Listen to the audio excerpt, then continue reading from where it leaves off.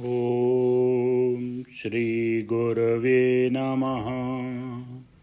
ओम शांति शांति शांति। प्रणाम भगवान। ग्रंथ हमारा चल रहा है मणिरत्नमाला, आलू वाले बाबा जी का ग्रंथ है, जिसमें कल बात चल रही थी तृष्णा की, कि तृष्णा के लिए एक बहुत सुंदर दृष्टांत से समझाया कि जिसमें जितनी बड़ी तृष्णा है संसार के लिए, वह उतना बड़ा ही कंगाल है, दरिद्र है, महादरिद्र है। अब दूसरा पॉइंट है संतोष का। संतोष के बारे में कहते हैं कि संतोष ही हमारा धन है। तो आगे लेते हैं भगवान। जिसको संतोष होता है वह ही लक्ष्मीवान है। जिस पुरुष की सम्यक तोष दृष्टि है वह ही श्रीमान है। जिसके पास हो वह धन की इच्छा न करे। जिसके पास बहुत वस्त्र हों वह वस्त्र की इच्छा न करे, और जिसके पास जवाहरात हों वह उनकी इच्छा नहीं करे। तो इन सब की गिनती व्यवहारिक दृष्टि से संतोषियों में है। परंतु जिसके पास कुछ भी नहीं है तो भी वह किसी पदार्थ की इच्छा न करे, वह सच्चा संतोषी है। संतोष के समान एक भी सुख नहीं है, और असंतोष के समान कोई भी दुख नहीं है। इसलिए कहा है संतोषी सदा सुखी। संतोष के साथ पवित्रता भी होती है। सच्ची पवित्रता आंतर की है।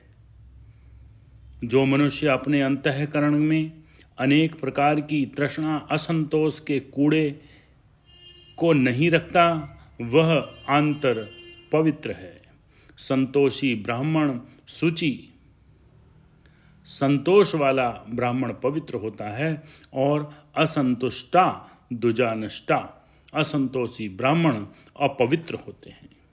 और जो कोई अन्य भी ब्राह्मण के समान संतोष धारण करता है वह भी पवित्र और सुखी होता है।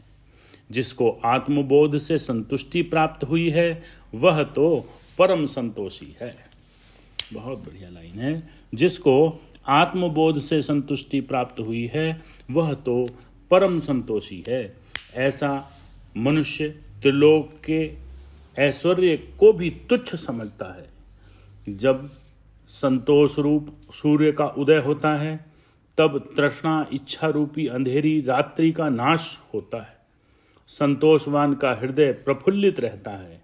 संतोषी कांतिवान होता है।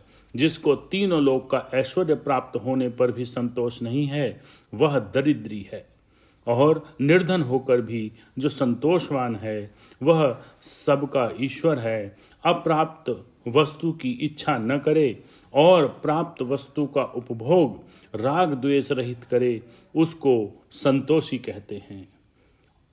असंतोषी को कभी सुख नहीं मिलता, और संतोषी को कभी दुख नहीं होता। और परम संतोषी कौन है? जिसको आत्मबोध से संतुष्टि प्राप्त हुई है वह ही परम संतोषी है। अब इसका एक दृष्टांत दिया है, वह कर लेंगे। ओम शांति शांति शांति।